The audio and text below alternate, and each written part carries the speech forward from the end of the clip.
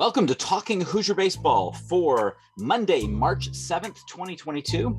I am Carl James, joined by Cassady Palmer.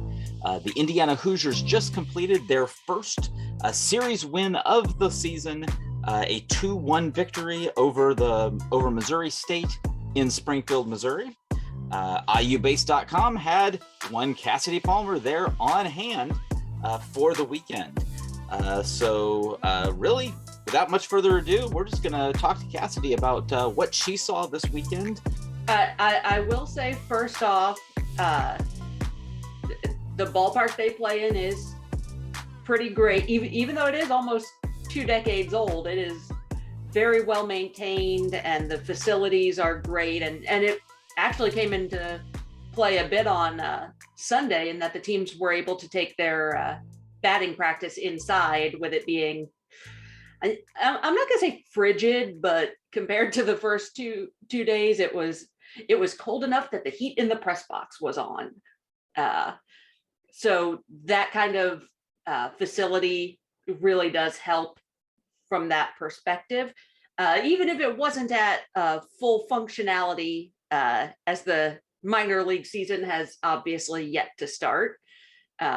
It was still a great facility, and the folks there who run things in the press box world were absolutely fantastic.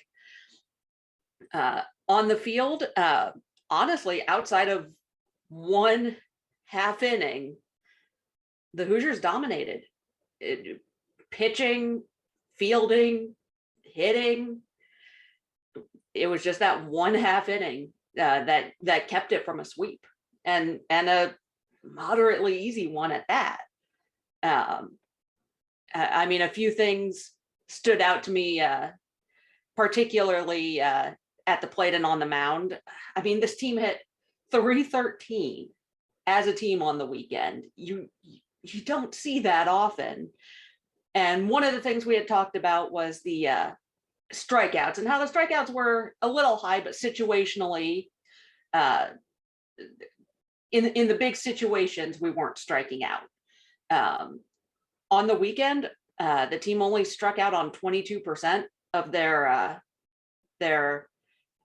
plate appearances, or their at bats, which was down 10 percentage points or so from where they were coming in on the weekend. Some of that could be a bit on quality of pitchers. I mean, looking at Clemson, Arkansas, and Stanford versus Missouri State, there could be a little something in that, or young guys now getting a little bit more comfortable game time at the plate. But then on the mound, something that we hadn't really seen much, or at least consistently so far in the season, the starting pitchers went 16 2/3 out of 26 innings pitched. I'll take that any day of the week at this point. That was huge to have two guys go 6 solid. That was absolutely fantastic. And then, as I had mentioned in the Sunday recap, on the weekend, the pitching staff left 24 Bears on base. And when you add in the double plays and the caught stealings, that was 62% of their base runners right there. And that was honestly the difference maker, I think, of not only not letting them score, but not really letting them advance either. Again, outside of that one 7-run inning in the first game.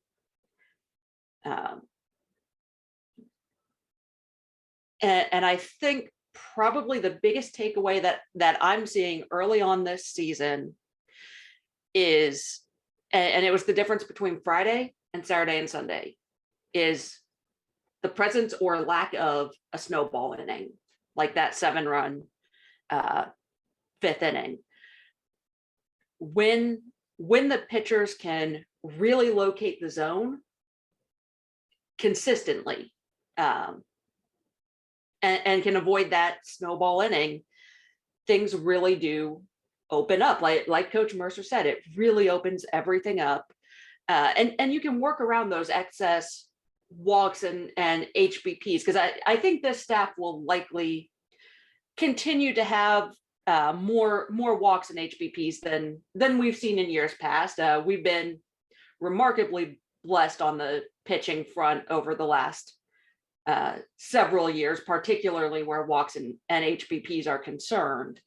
But if we can keep those from stacking up, for example, Bradley Bremer on Sunday had a pair of walks, one each in his first 2 innings, but those came with 2 outs and they didn't go anywhere. It's much harder for a 2-out walk to score than a leadoff walk. And I think that's going to be the biggest thing. And looking at it, this team could have 2 more wins on the books early this season, just in those little bit of snowball innings. The 3-run 4th inning against Arkansas, in a 2-5 loss, that's a tie game. Against Missouri State, that 7-run 5th inning, and sometimes the snowballs haven't mattered. When you're not putting up a run against Stanford, it kind of doesn't matter how many runs you give up. But avoiding those, I think that's going to be the biggest determination in wins and losses this year, is can we avoid those snowball innings? Because when we do, as we saw this weekend, this team can dominate. So those were the things that really stood out to me on the weekend. Fielding again was spectacular, even with a bit of rain on Saturday, and then thankfully, right as the game wrapped up, it started raining, and then right as everybody got back to their vehicles, it was pouring. So that hour made a difference in the scheme of things. But yeah, that was it was very good to see early in the season against what should be decent competition. I don't think Missouri State is going to be setting any records this year, but they aren't, I don't think, going to be an absolutely horrible team either. Yeah, well, it looks like they can swing the bat. That's the thing. Yes. Yes. They may not have all that much going on the mound, but they can swing the bat. And this is the thing. And Indiana learned this, that hey, you give them an inch, they're going to take a mile. Yeah. And that's what they did to get that Friday win. Yeah. And a team like that, probably is going to struggle against the Dallas Baptists and Indiana States of the world, but they may do very well against many other teams in their league. Yeah. Yes, that's a team that that could go on a tear, and like we know sometimes it's about figuring things out on the mound, and teams can get better. So. Yeah, and they have had a few mound related injuries that have kind of slowed them a little bit in this early season, off season into early season. Yeah. According to the media people I talked to. So that it does really make sense. And they are still waiting on a couple of their bats to really heat up. Their home run leader last year hasn't hit one yet. And so they're still waiting for some guys to heat up, and they realize that. So I could see them be solid. I just don't know that they'll be great. I just don't think they'll be bad. Well, I'm going to take a quick look at a couple things as far as IU's schedule goes. Looking back, we kind of described the Clemson series as a level setter, because Clemson was that team that didn't make the regional last year, is trying to come back. Clemson cracked D1 baseball's top 25 this week, coming in at number 19. Clemson is 11-0 on the season, having just completed a sweep of South Carolina. So that was a very impressive sweep. You read the articles about them; they say it was impressive enough sweeping Indiana. So and now Indiana is the only team that has taken them to extra innings. So Clemson's riding high right now. We're not, it's still, obviously very early in the season. We'll be very curious to see what happens when they get to ACC play. But a split location series sweep of South Carolina is pretty loud. South Carolina is supposed to have actually the best pitching rotation in the SEC. Not expected to hit all that well, but they're supposed to have the best pitching rotation in the SEC. And I mean, we know who's coaching their pitchers as well, so we know that that'll be good Parker's on their end. Parker's going to have them in good shape. So we know that hey, that Clemson team's real. So the rest of the country is starting to figure that out now too. Makes that weekend look a little bit less bad. I'm not gonna say it looks good, but it looks a little bit less bad. Yeah. The Big Ten still looks like Maryland is likely to be the class of the Big Ten. They're having the best season, the best early season so far. They're having the most impressive outings coming out of the gate here. Purdue is making a lot of noise, having not lost yet. They're one of the 5 teams, along with Clemson, that haven't lost yet. Purdue hasn't quite played the competition, so we'll see where that goes once they actually start facing some tougher competition. But any baseball team that can win 11 games and not lose any is usually doing something right. And while obviously we are not Purdue fans on Talking Hoosier Baseball, we are fans of the RPI, and the RPI favors when your opponents win their other games. Yes. So that's having 2 undefeated teams so far on the schedule is kind of nice from that perspective. Trying to build that RPI, obviously. Yeah. So you're saying we don't like Iowa to lose to non-D1 schools? Well, D1, non-D1 I guess schools, that doesn't count. They don't count against the RPI, so I'll take that all the time. I laughed. I couldn't not laugh when I saw that one the other week. Yes, there's really, that's the one advantage Iowa has in the fact that there's hardly anybody around them that plays baseball. Is that they play a lot of these non-D1 games, but of course that means they play probably enough of them that they're occasionally going to lose them because it's going to happen. And Indiana's going to have its own challenge coming up here. It's not a non-D1, but we do have 11.7's number 2 worst team in all of Division II coming to the BART on Wednesday in Purdue Fort Wayne. But again, hey, they're a baseball team, and while they haven't won a game this season, their program was okay over the last couple. They seem to be on an upswing, but Indiana cannot sleep on them, and especially being the second game in a midweek. Mm-hmm. Tomorrow, Tuesday at 4 p.m. is Cincinnati's at the BART, and Cincinnati has been playing some very good baseball. This is going to be a real challenge, a real challenge for the Hoosiers. So Luke Hayden will be going for the Hoosiers against Cincinnati. And Jack Walker will get the ball at 4 p.m. Wednesday against Purdue Fort Wayne. So more baseball back at the BART. Won't be quite the nice weather that we saw last week, but it's still going to be baseball at the BART. So just bundle up, bring some layers, and come out and let's enjoy some baseball.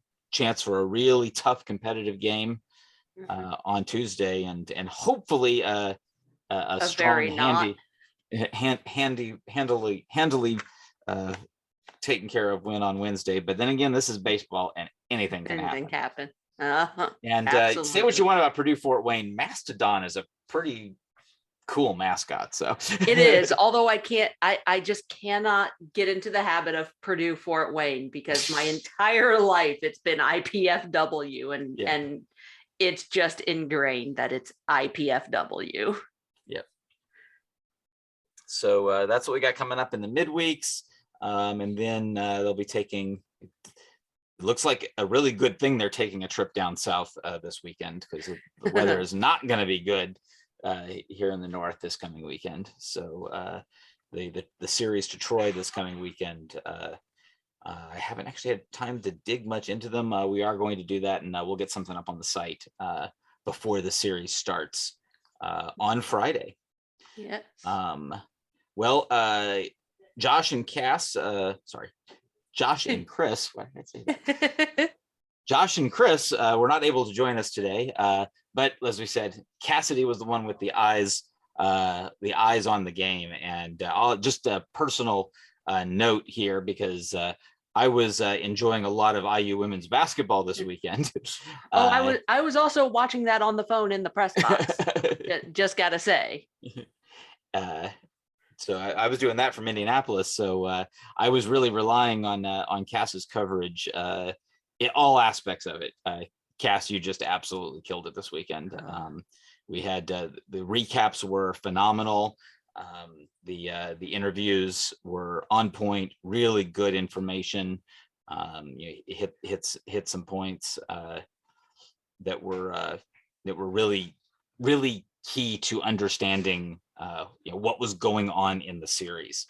And then some really good quotes also are in those recaps. So go to iubase.com, check out what Cass wrote up for each of those games this weekend. It's a lot of really good information.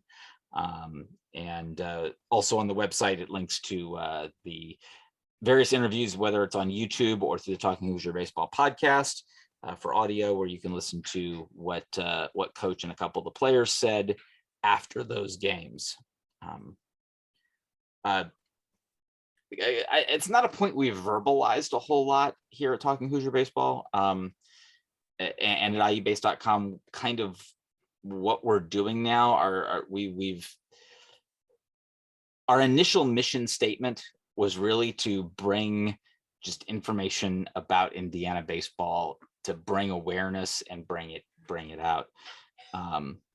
Honestly, we could stop doing this tomorrow and it wouldn't be a big deal from that perspective, because to look at all the media that are there now, that are, the fact that we are getting, that they're making sure that there is an actual radio guy going out on these early trips, that that you've got national media outlets involved, you've got local media outlets, you've got a lot of different student media outlets involved, even covering as much as social media fall ball stuff. That I had realized once I moved here, the fact that there were quite a few student media groups that cover fall ball stuff. That was never the case. That was me sitting there tweeting away just as a fan. Yep. So there's a whole lot of information out there. So to kind of distinguish ourselves at IU Base and Talking Hoosier Baseball, we're really trying to focus on really getting into the details, really getting into the information, which we've been relying on Cassady for a lot of that for years with a lot of the statistical information. We're that group that we don't really talk as much about batting average with runners in scoring position. We talk about strikeout rate with runner on third and less than 2 outs. we get into those kind of details. which that's not a great one to come up with a column header on stats for. That's a rather long one that can't really be shortened. It's one that we like because it's one of those things that's one that, and it's interesting because we like to ask questions of coach that really do deal with things that are controllable. Because sometimes how did you do with in these various situations? Well, avoiding a strikeout with a runner on third base in less than 2 outs is controllable. Yes. Approach can be changed so that your goal is to make contact. Yes. Where a ground out is productive, where a fly out is productive. A line drive back to the picture, not productive, but you Yeah. really can't control that. Line out in the infield, probably not productive, but that's not something you can control. no. So the point is, we like to ask about things and talk about those things that are controllable, that can be impacted. Strike throwing, we know that's controllable, and that's obviously kind of been top of mind for this team for a while now. Yeah. So that's kind of the niche that we're going for. We're trying to kind of come up with a story of the game. What is the story of this game going forward? And we've also, I said, this year we've got Garrett Creech on our team. He's interning as an Indiana University student with us, and he's done a phenomenal job in his one home game so far. So we are continue to look forward to working with Garrett and his development as a journalist. Yes. So, but he's a baseball guy. He knows the game very well, and he's really excited to kind of dig in with these kind of details that the fan base of IUbase.com and Talking Hoosier Baseball have come to know. But I can say it was awesome that I was able to kind of think about basketball this weekend. Yes. And I was able to keep track of things by seeing the work that you did, Cassady, over the weekend. So it was fun, and it was also kind of cool. I had never really done the true media thing at a game. It's always been the I've got a credential, I can go into the press box and grab stats or whatever if I want to or I need to, but I'm still gonna sit in the stands and hang out with everybody and have fun. It was really cool to sit in the press box and with their SID, their official scorer, and being there for oh, hey, we've got the official attendance right here, or the hit and error determinations, and being able to see it from that lens, and the trying to keep up with social media while scorecard and all of that. It was a cool experience. I'm glad I don't do it every game, but it was really cool to try. And I will say, sitting in the press box keeping a paper scorecard is much nicer than sitting out in the rain. Rain and paper, those don't mix. So that was real helpful, especially on Sunday when there was no video stream. Yeah. So that was it was really cool. It was a lot of fun, and I'm very glad I got to go, and I hope the team schedules some more Missouri games. As we kind of mentioned as we were in Clemson, Mizzou are in fact the Tigers, so they would fit in that opening weekend slot of only playing Tigers, although it's not any better in the middle of Missouri in February than it is in Indiana. There's 5 Tigers in the SEC. That's weird. It's something like that. All the Tigers all the time. All right. Well, we're due for some hardware here. So, we are. Cass, since Chris isn't here, Chris, and since you were at the games, Chris has delegated the entire red belt list to you, Cassady. It is on you. Let's go for it. Yeah, I expected one of them. I was not expecting to be responsible for all 3 of them. So I'll start with the one that I was expecting to cover a little bit more, as there wasn't video coverage for Sunday, and you kind of need video to spot defense a lot of times.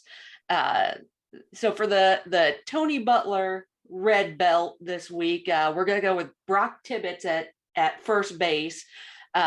He was just fantastic with his stretches, particularly on some of those double plays. Just those alone, he was responsible for outs that had no business being outs. He definitely saved a couple of base runners just on that, and he had a couple of solid plays kind of behind first base, at least knocking the ball down so he could toss it over to whichever pitcher was covering. that wouldn't have been errors had he not gotten to them, but would have either been infield hits or would have scooted past into the outfield. So for that one, Brock Tibbetts this week. On the mound for the Joey Donato, we're going to go Jack Perkins, 6 innings, 1 run, 7 Ks. Doesn't get much better than that. He did have I think 5 combined walks and HBPs, but they were never a problem. He had that brief stint, but as Coach Mercer mentioned after the game, it had gotten very wet suddenly, and then it dried out a bit. So give a little bit of wiggle room there, but even just the ability to respond back after that with a strikeout and a double play. Bradley Bremer was a very good honorable mention as well. But Perkins' line was just a little bit better overall. And then Alex Dickerson, my word, did these guys make it difficult. When you've got 3 different guys who hit 400 or better on the weekend and have 6 hits each, and that's difficult. But it had to go with Matthew Ellis, hit 429 on the weekend with 6 hits, 2 home runs, 2 doubles, and those 2 home runs were not cheap by any stretch. As I mentioned in the post-game interview with Coach Mercer and with Ellis, those, especially the one to right center, absolutely rivaled Schwarber's 2014 in Louisville over the batter's eye. I don't know that I've seen one hit quite that hard, quite that high, quite that far since then. That one was insane. Couldn't even track it live. I gave up. It was just, that is very gone. And along with that, he had 10 RBI on the weekend. It's been a while since I've seen a double-digit RBI weekend, and 4 of those came with 2 out, which, as Feeney says, 2 out RBI, best kind. So overall, while there were several, Tibbetts was very close to a double award this week. Bobby Whalen was right up there. Morgan Colopy hit well. Carter Matheson hit well. Almost had a 2-homer game with one very close to an inside the park home run. But overall, got to go with Ellis, and particularly those ridiculous 10 RBI. So to recap, Tony Butler Award this week is Brock Tibbetts, Joey Donato Award is Jack Perkins, and the Alex Dickerson Award is Matthew Ellis. All right. Thank you, Cass. All right. Well, I think that'll just about do it for Talking Hoosier Baseball for this week. We've got 5 games before we'll likely reconvene, hopefully with the whole gang, if we can manage all of our schedules to work out. But there's 2 games at the Bart, and then 3 down in Alabama playing Troy. So the team is 4-6 now, so it's a much healthier record, an opportunity to possibly get that number closer, if not over 500, before we reconvene. We'll be very interested to see how all of that plays out. So that will do it for Talking Hoosier Baseball. For Cassady Palmer, I'm Carl James. See you at the Bart.